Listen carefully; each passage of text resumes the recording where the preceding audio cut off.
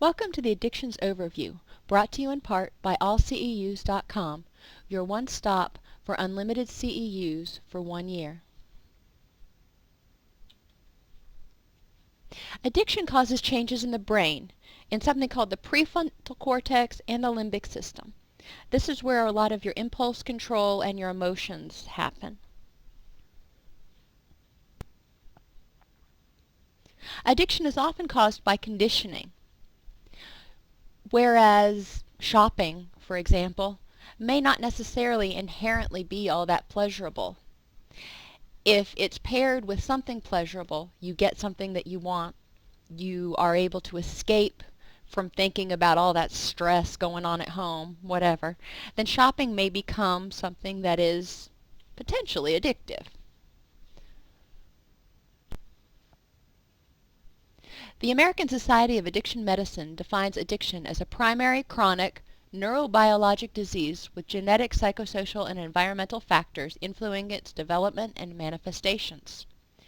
Addiction is characterized by behaviors that include one or more of the following: impaired control over use, compulsive use, continued use despite harm, and craving. So let's go back and look at a little bit of that. A primary, which means it's one of those problems that you've got that's like right up there and in your face. Chronic, it's ongoing. It's not something like a cold that happens once, it goes away, and you're done with it. Neurobiologic means it affects your brain and your body. With genetic factors, we know that there's something in our genes that makes some people more predisposed to addiction than others. Psychosocial, we also know that the learning environment, the home environment of people as they're growing up can influence their propensity to develop addictions. Those people who have been taught better coping skills and have learned how to appreciate themselves and to be okay with themselves and have developed a good self-esteem stand a much lower chance of developing addiction than others. And environmental factors.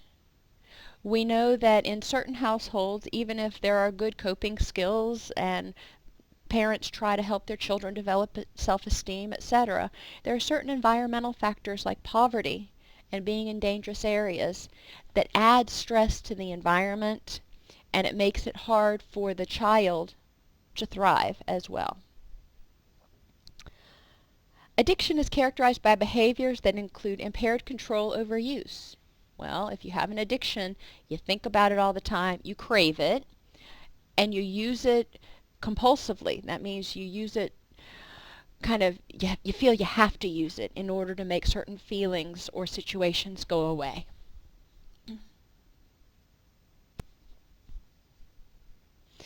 The addictive process starts out with an introductory phase, in which it's experimentation. You're kind of playing around with different substances, different activities. Then all of a sudden you find one that works, and it makes you feel really good, and it makes all your other cares go away. And you say, ooh, I'm going to do that again. You move on to the maintenance phase. This is where the person continues to use, and despite harm in one or more other areas of life, but they continue to use in order to make those negative feelings go away. Then comes the disenchantment phase, where the person starts having their family say, you know, you're using too much, you're ignoring us, etc. The family becomes disenchanted, and they start kind of withdrawing from the person. And then the disaster phase. This is what we call bottom. This is when the person's pretty much lost everything. The addictive process in the introductory phase. We're going to give an example here about amphetamine addiction. The positives. It relieves a lot of negative feeling states. Makes you feel good, gives you increased energy, increased social and sexual confidence, and increased work output. The downside, it could be illegal, it may be expensive, and it may lead to you missing work or developing physical problems.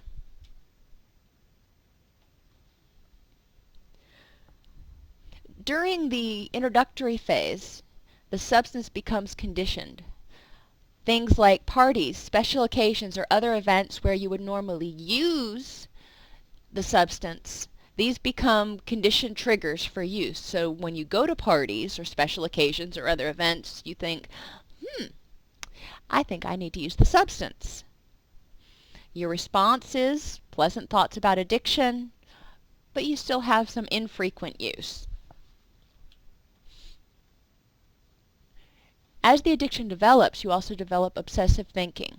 During the introductory phase, you're thinking about things like food and sports and TV and your girlfriend and hobbies, parties, the addiction, family, exercise.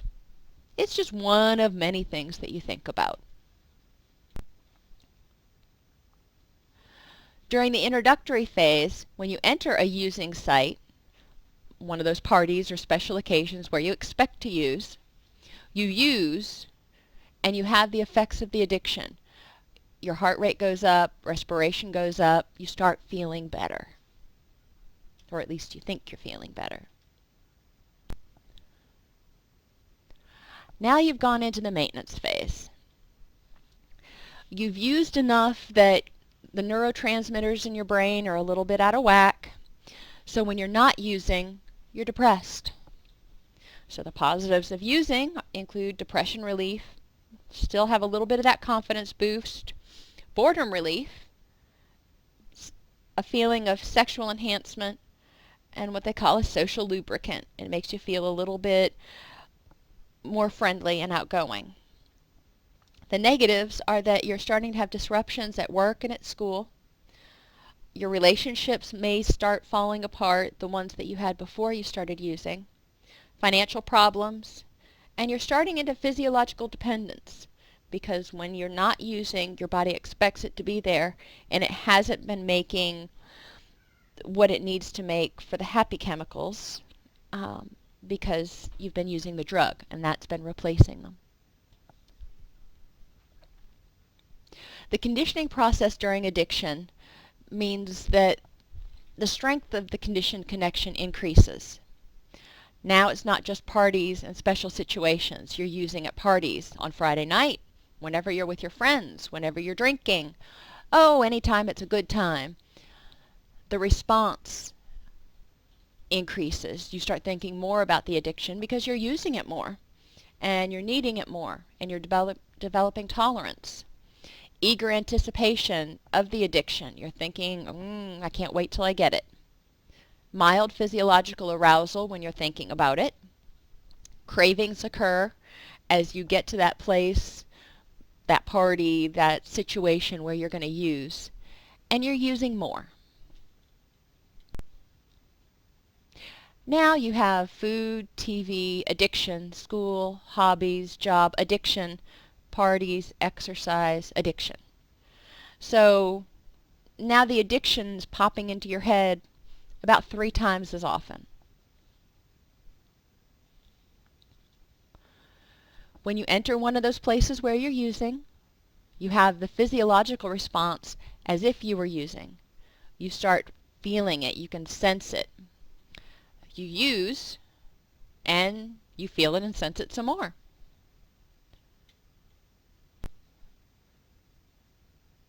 During the disenchantment phase, the neurochemicals in your brain have gotten all out of whack. The positives, you still feel like you're more sociable when you use, because when you're not using, you're depressed and anxious and really not a lot of fun to be around. You're only getting occasional euphoria from the use, but it does help relieve fatigue. Your adrenaline is shot in your body, so you're relying on the substance to give you the energy.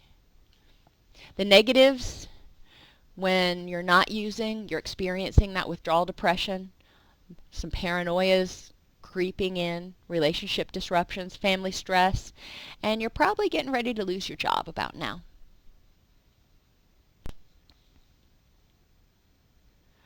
So with all that on your plate, you're tired all the time, your good friends that are non-using have sort of backed away, so all the friends that you're left with are using, you're stressed out, your non-using friends have left and you're tired and stressed, so you don't really want to go do anything, so you're bored. There's a certain amount of underlying anxiety. You have a lot of free time because you done lost your job and your wife and your family, and you're lonely. The response to all this is you think about the addiction constantly. You just want to use because it's the one thing that you can count on to make you feel better. You're physiologically and psychologically dependent. There are strong cravings and you're using a lot.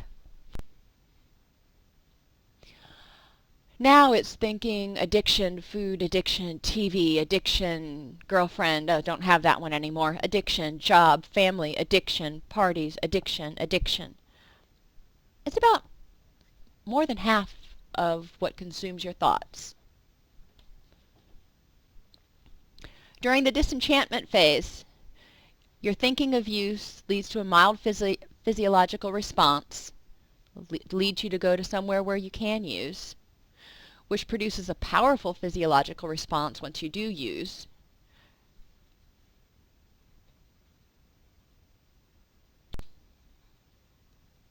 During the disaster phase, the only reason you're using anymore is to relieve fatigue, stress, and depression. It's not to feel good, it's so you don't feel like you want to die. The negatives are weight loss, paranoia, loss of family, depending on the drug, potentially seizures, severe depression, unemployment, and possibly bankruptcy. The triggers are overpowering. At this point, you can't deal with anything.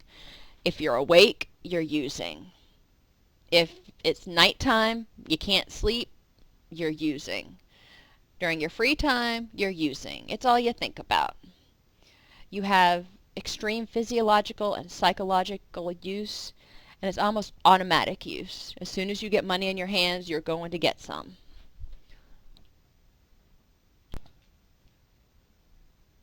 Well, you can see what you're thinking about now.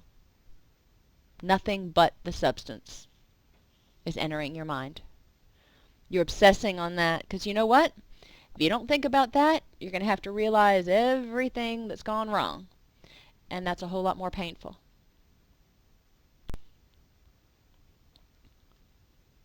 During the disaster phase, thoughts of addiction using places produce a powerful physiological response. In summary, addiction changes the brain. It produces feelings of escape or euphoria which become associated with people, places, and things. When exposed to those people, places, or things, you may begin to have cravings.